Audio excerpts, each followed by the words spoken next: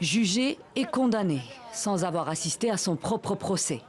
C'est en exil, loin du palais de justice d'Abidjan, que Guillaume Soro aura appris le verdict. Et la peine est très lourde. La prison à vie pour complot et tentative d'atteinte à l'autorité de l'État. Force reste à la loi, c'est la justice qui a triomphé. Et vous êtes rendu compte que les faits ne sont pas des faits imaginaires. Ce sont des faits réels qui ont été portés à la connaissance du tribunal et le tribunal a statué conformément à la loi. L'ex-chef rebelle, devenu Premier ministre en 2011, puis président de l'Assemblée entre 2012 et 2019, était accusé d'avoir fomenté une insurrection civile et militaire. Un complot pour renverser le pouvoir du président Alassane Ouattara lors de son retour avorté en Côte d'Ivoire en décembre 2019, soit 10 mois avant l'élection présidentielle. Nous sommes tombés en plein pied dans la justice inféodée à l'exécutif.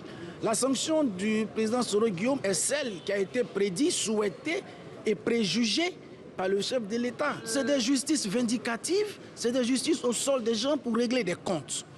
Et pour les avocats de la défense, il s'agit bien de régler des comptes. Non pas seulement avec l'ancien Premier ministre, mais avec tous ses partisans.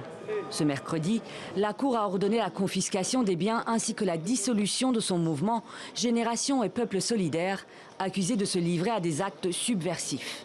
La procédure pour clôt au pilori concerne non pas simplement un seul opposant, mais tous les cadres et sympathisants importants qui le soutiennent.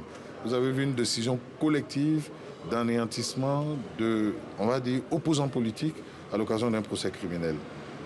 Sur les 19 autres accusés, 18 ont été condamnés, les peines allant de 20 ans à 17 mois de prison. Tous devront payer de façon solidaire une amende d'un montant abyssal, 1 milliard de francs CFA, soit 150 millions d'euros à verser à l'État ivoirien. Depuis son exil, Guillaume Soro a rejeté ce verdict qu'il qualifie d'inique et dénoncé la compromission de l'appareil judiciaire et sa soumission au diktat de l'exécutif.